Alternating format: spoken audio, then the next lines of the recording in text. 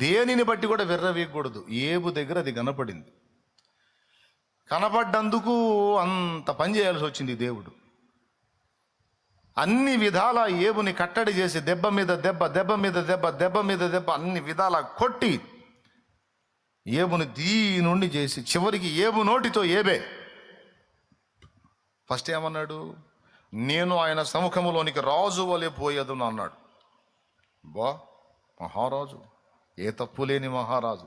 ఏబు గ్రంథము ఒకసారి తీయండి. ఆ మాట నేను చూసి నవ్వుకున్నా. 31వ అధ్యాయం 37వ వచనం. చదువు నాయనా. నా అడుగుల లెక్క ఆయనకు తెలియజేసేదను, రాజు వలె నేను ఆయన యొద్దకు వెళ్ళేదను. అదుగదుగు, రాజు వలె నేను ఆయన యొద్దకు వెళతానన్నాడు. దేవుడు ముందుకెళ్ళేటప్పుడు రాజు ఏమంటే భూలోకంలో కోర్టులో జడ్జి గారి ముందుకు పోయేటప్పుడు అధికారులు సైతం బెండ్ అవుతారు. ఎందుకు? న్యాయాధిపతి స్థానం అది, జడ్జి ప్లేస్, అది జడ్జి గారి ప్లేసు. పోలీసు వారు వెళ్ళేటప్పుడే చాలా వినయంగా వెళ్తారు. అలాంటిది ముద్దాయి వెళ్ళేటప్పుడు ఎట్లా పోవాలి తెలుసా? ఈ చేతులు ఇలా కట్టుకొని గోడలు పైకి లేపి గుండీలు గిండీలన్నీ ఇక్కడ దాకా పెట్టుకొని నీట్గా గడగడగడలాడుతూ నిలబడతారు. భూలోక న్యాయాధిపతి ముందు నిలబడటానికే ఇంత వినయము, ఇంత జాగ్రత్త అవసరమైతే అగ్ని వంటి నేత్రాలు కలిగి, అపరంజి పాదాలు కలిగి. అగ్ని వంటి నేత్రాలంటే తెలుసా? కల్మషము లేని చూపు గలవాడు, రహస్యములను చూచువాడు. అపరంజి పాదాలంటే తెలుసా? మచ్చలేని నడత కలిగిన వాడు, పరిశుద్ధుడు. ఆయన నడత పవిత్రమైనది. పాదాలు, నడతలలో లోపం లేదు. అగ్ని వంటి నేత్రాలు గలవాడు. ఆ చూపులోనే మన హృదయంలోకి చూసి మన బతుకంతా చదవగలుగుతాడు ఆయన. ఎవరు ఆరోపించాల్సిన అవసరంలా, చదివేస్తాడు అలాగా. అగ్ని వంటి నేత్రాలు. అలాంటి వాడు ముందుకు పోయేటప్పుడు ఎట్లా పోవాలి? ఈయన అంటాడు, నేను రాజులాగా పోతా అంటాడు. అంటే తలెత్తుకొని పోతా. ఎందుకు తలెత్తుకొని పోతాను తెలుసా? నా దగ్గరే తప్పు లేదు. ఆయన ఏ నీతి నియమాలు చెప్పాడో వాటన్నిటినీ నేను ఫాలో అవుతున్నా. ఆ ముక్కతో ఎవరు పోయినా, ఈ డైలాగ్తో ఎవరు పోయినా దేవుడు అనే మాట ఏంటి తెలుసా? ఆయన నీకు ఒకటి కొదువుగా ఉందనుకోండి. నువ్వు ఎన్ని విషయాలు జాగ్రత్త చేసుకొని పోయినా సరే దేవుడు చెప్పే డైలాగ్ ఒకటి, ఆయనను నీకు ఒకటి కొదువుగా ఉందంటాడు.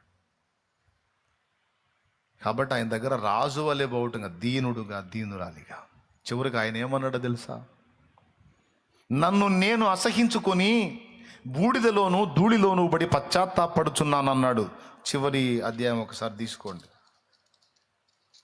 ఏబు గ్రంథము 42వ అధ్యాయము 2వ వచనం నుంచి. నీవు సమస్త క్రియలను చేయగలవనియు, నీవు ఉద్దేశించినది ఏది నిష్ఫలము కానేరదనియు నేను ఇప్పుడు తెలుసుకున్నా. అంటే అంతకుముందు తెలియదు. తెలియక ఏదేదో పెద్ద పెద్ద డైలాగులు వాడా,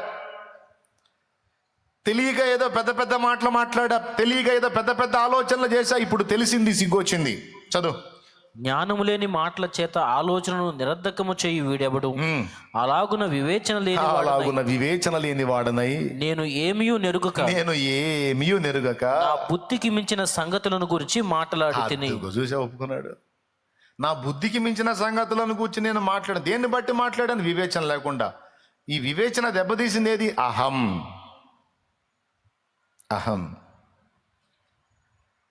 తర్వాత ఏమంటున్నాడు చూడు. నేను మాట్లాడగోరుచున్నాను, దయచేసి నా మాట ఆలకింపు. ఒక సంగతి నేను అడిగేదను, దాన్ని నాకు తెలియజెప్పుము. వినికిడి చేత నిన్ను కూర్చిన వార్త నేను వింటిని. ఇప్పుడు నేను నిన్ను కన్నులారా చూచుచున్నాను. కావున నన్ను నేను అసహించుకొని ధూళిలోను బూడిదలోను పడి పశ్చాత్తాపడుచున్నాను. చూసావా, ఒప్పుకున్నాడు. అప్పుడు దేవుడు అన్నాడు, నా సేవకుడైన ఏబు పలికినట్లు మీరు నన్ను గూర్చి యుక్తమైనది పలుకలేదు గనుక. యుక్తమైన మాట. ఇన్ని మాటల్లో 42 అధ్యాయాల్లో యుక్తమైన మాటను పట్టుకున్నాడు దేవుడు. ఇదమ్మా డైలాగు, ఇదమ్మా ఉండాల్సింది.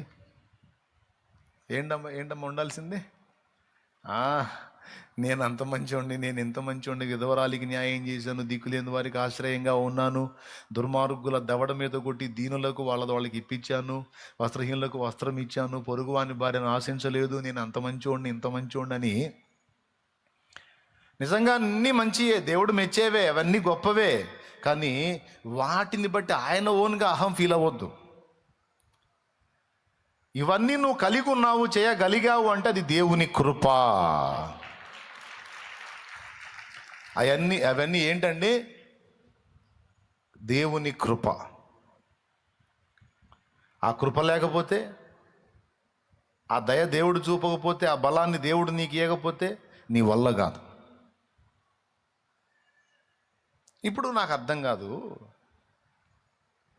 అది చిన్న విషయమే కదా, దాని విషయంలో ఏబుని అంతసేటు తోమాలా దేవుడు? ఇప్పుడు అది వ్యభిచారం కాదే, దొంగతనం కాదే, నరహత్య కాదే, ఇంకొకటి కాదే, ఏదో నేను పర్వాలేదులే అనుకున్నాడు. ఏమయ్యా అది పెద్ద నేరమా? మీరు చెప్పండి. ఏమయ్యా ఏదో నేను కొంచెం పర్వాలేదు శభాష్ అనుకున్నాడు, అది నేరమా? అంటే ముందు చెప్పిన అన్ని పాపాలకు అడిగి పెద్ద నేరం అది. అందుకే అంత సీరియస్గా తీసుకున్నాడు దేవుడు. ఎందుకంటే తన స్వనీతి మీద ఆధారపడేవాడు దేవుని నీతి ఉన్న క్రీస్తుని ఎరగడు.